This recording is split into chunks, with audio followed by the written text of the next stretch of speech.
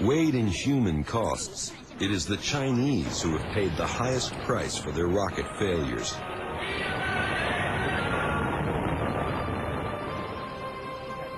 To compete for their share of the satellite business, the Chinese government developed the Long March, a 421,000-pound rocket standing 92 feet tall.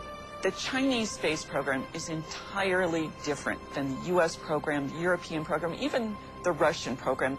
And much of their program was under very, very Spartan and tough circumstances. They were basically trying to build rockets at a time when they were also trying to feed their people under famine conditions.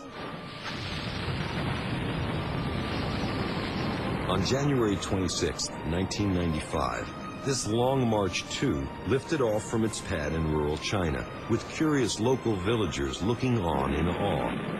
Within seconds, it had strayed off course and exploded. 6 villagers perished when it crashed near the pad.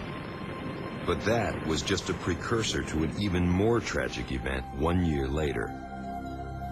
On February 14, 1996, the Long March 3 rocket sat on the very same pad as its ill-fated predecessor. Immediately after liftoff, it was clear the rocket was not going to go where its makers wanted it to go.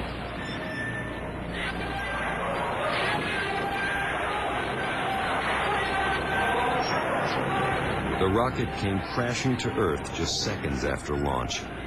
Initial reports of the failure's impact were murky, as foreign observers were kept sequestered in a bunkhouse for 5 hours before being released. This footage was taken secretly from a bus as visitors were whisked away from the disaster site.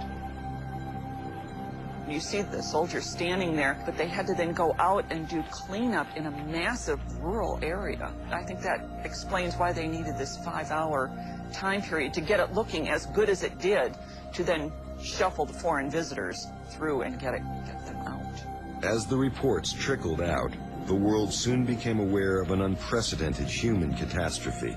Observers estimate as many as 500 innocent people were killed in the accident. That certainly makes it the worst space launch accident in terms of loss of life, and even more than earlier Russian accidents. These were rural villagers. These were just people who happened to live in the area. The Chinese government blamed the rocket's failure on an unexpected gust of wind.